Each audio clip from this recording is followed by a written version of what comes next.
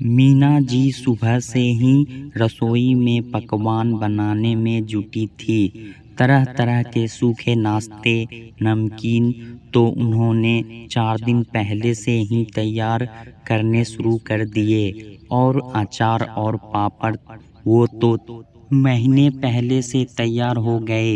ये सोच बच्चे आएंगे, खाएंगे, पिएंगे, मस्ती करेंगे और जिंदगी में आया खालीपन है उसे भी भर देंगे।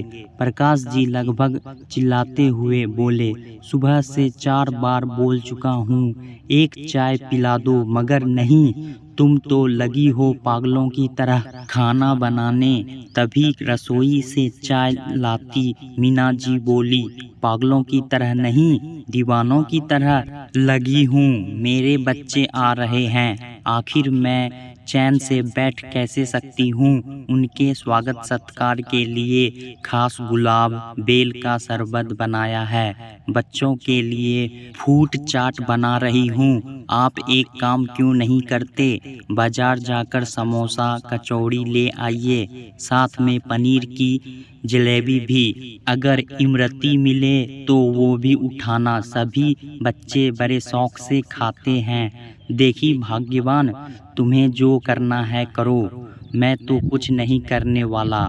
जिसे जो खाना हो अपने ले आए, आखिर किसे पड़ी है मेरी जो मैं सबकी सेवा करता रहूं। और मैं तो कहता हूँ फालतू तुम्हें श्री मेहनत करने की ज़रूरत नहीं। तुनकते हुए प्रकाश जी बोले, अजी कैसे बात करते हैं। सुनिए जी, ये हमारा फर्ज है इन सब का ध्यान रखना। वैसे भी कितने महीनों बाद हुए बेटा पोता पोती घर आ रहे हैं, आप हैं कि रूखे सूखे से बने बैठे हैं। जब से सुना है बच्चे आ रहे हैं आपका तो जैसे मुंह सूख गया है। क्या आप नहीं चाहते हमारे घर में भी चहल पहल हो, बच्चों के पीछे दौड़े। मैं तो बहुत सारी कहानियाँ सुनाऊंगी चिंटू चिंकी को, रोज पार्क में तो अभी मंदिर ले जाऊंगी घुमाने। सही कहती हो, तुम्हारा फर्ज है, मगर हमारे बेटा बहू का भी तो कुछ फर्ज बनता है हमारे प्रति। भाग्यवान तुम बेवजह ही उत्साहित हो रही हो। वे लोग सिर्फ फॉर्मेलिटी करने आते हैं यहाँ, 4 दिन रुककर हवाई जहाज पकड़कर देश विदेश की यात्रा पर निकल जाते हैं। एक तुम हो जो उनके यहाँ आने पर जश्न मनाने का विचार रखती हो, वरना उन्हें तुमसे और मुझसे कुछ लेना देना नहीं। पिछली बार देखा था चारों के पास अपना अपना खुद का मोबाइल है। बेटा बहू गौरव और नेहाल ऑफिस दोस्तों के नाम पर चैटिंग करते रहते हैं, बच्चे कार्टून और गेम खेलते रहते हैं, खाना भी मोबाइल देख कर खाते हैं। कुछ बोलो तो उन्हें सुनाई नहीं देता, कान में ढक्कन ईयरफोन लगाकर रखते हैं। जब पास जाओ तो कहते हैं आप रुक जाइए, अभी हम व्यस्त हैं। अरे मैं तो कहता हूँ ऐसे आने से अच्छा बहू बेटा आना बंद कर दे, कम से कम तुम अपने घुटने ना तोड़ो और मैं अपना दिमाग खराब ना करूं। अभी कुछ बोल दूंगा तो लड़ाई झगड़ा हो जाएगा, फिर जो तुम्हारा लाडला गौरव एहसान करने आता है ना, जिंदगी भर मुंह ना दिखाएगा। पिछली बार कितनी नाश्ता पानी ऐसा का ऐसा ही रखा गया, किसी ने कोई फरमाइश नहीं की, बल्कि अपने पसंद से ऑनलाइन ऑर्डर करके pizza burger French fries pasta और भी ना जाने क्या क्या सामान मंगाते रहते हैं। मुझे तो नाम भी नहीं आते ऐसी विदेशी चीज़ों के, और तुम कहती हो समोसा कचौड़ी लाकर रख दो। क्यों पैसे खराब करना, जिसके जो मन में आएगा मोबाइल से ऑर्डर करके मंगा लेगा। मैं तो कहता हूँ आते ही क्यों हैं, क्या बोले, अपने माँ बाप से बात ही नहीं करनी, सुख दुख के बारे में नहीं जानना बड़े उदास शर्मा स्वर में प्रकाश जी बोले। तब मीना जी बोली, बात तो आपकी सही है, बहू ने भी मेरे बारे में कुछ नहीं पूछा। वो रसोई में वीडियो बनाने आती थी, कहती यूट्यूब चैनल बनाया है, उसमें आपकी रेसिपी डालूंगी। अब बताओ, खुद बनाए खिलाए तो कोई बात है, वीडियो बना रही है, उससे क्या लाभ। चिंटू चिंकी से बोला, रात को मेरे पास सो जाओ। तो बोले, रात में हम कार्टून देखेंगे, आपको परेशानी होगी, इसलिए हम अपने कमरे में सोएंगे। पिछली बार ऐसा लग रहा था मानो सब घर में होते हुए भी घर में नहीं थे, अपने अपने मोबाइल के साथ चिपके थे। हो सकता है इस बार ऐसा ना हो।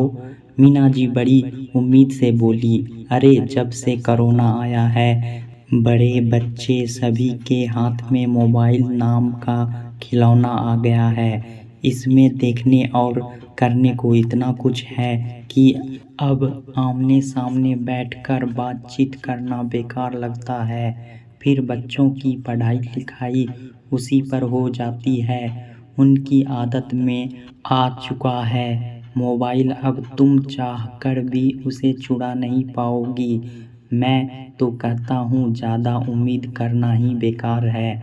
दोनों मुंह लटका कर बैठे थे, तभी दौड़ते हुए चिंटू चिंकी अपने दादा दादी के गले से लटक गए और चहकाते हुए बोले, दादी आपने हमारे लिए मठरी लड्डू बना है ना, और आपकी फ्रूट चाट, उसका स्वाद तो आज भी मुझे याद है। बनाई कि नहीं बनाई?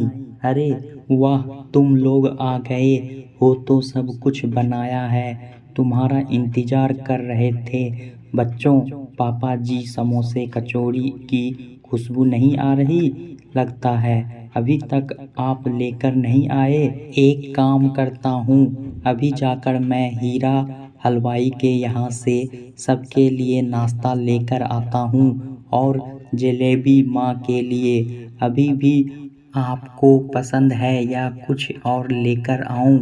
मुस्कुराता हुआ गौरव बोला। तो मीना जी प्रकाश जी की तरफ देखते हुए बोली, मेरी पसंद नहीं बल्कि बदली, तेरे पिता बदल गए हैं, बहकी बहकी बातें कर रहे थे, देख लो सब गलत निकली। मीना जी चिढ़ाते हुए रसोई की तरफ जाने लगी।